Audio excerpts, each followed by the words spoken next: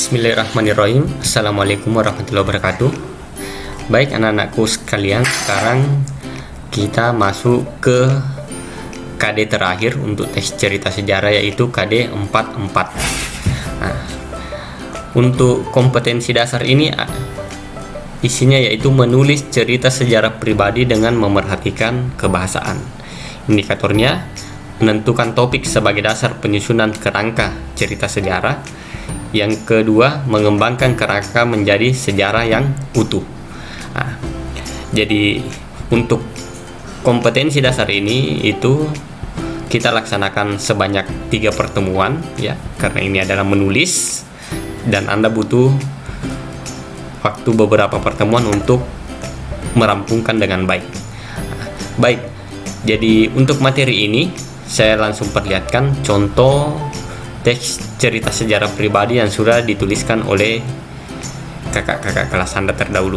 Nah, ini adalah contoh teks cerita sejarah pribadi yang ditulis oleh Nur Haira ya, Nur Haira. Jadi dia menulis teks cerita sejarah, fakta sejarah yang ada dalam teks cerita ini ketika dia melakukan pertukaran pelajar di Amerika Serikat. Jadi ada kejadian menarik di kelas yang kemudian dia tuliskan menjadi sebuah teks cerita sejarah pribadi. Jadi saya tidak perlu bacakan ya, karena PowerPoint ini nanti Anda bisa download di Google Classroom, kemudian Anda bisa baca sendiri. Jadi seperti inilah contohnya. Jadi teks cerita sejarah pribadi itu kita angkat berdasarkan fakta sejarah yang pernah kita alami. Jadi cari sebuah kejadian yang menurut Anda bisa Anda kisahkan sebagai sebuah teks cerita sejarah pribadi. Nah, seperti ini contohnya. Nah, nanti Anda silahkan baca sendiri. Nah, untuk kegiatan evaluasi dari KD 44 ini yaitu Anda diminta untuk menulis teks cerita sejarah pribadi dengan ketentuan latar dan tokoh dalam cerita merupakan fakta sejarah dari perjalanan hidup masing-masing. Jadi Anda bisa menggunakan kata ganti aku ya dalam teks cerita, atau bisa menuliskan langsung nama Anda, bisa juga seperti itu.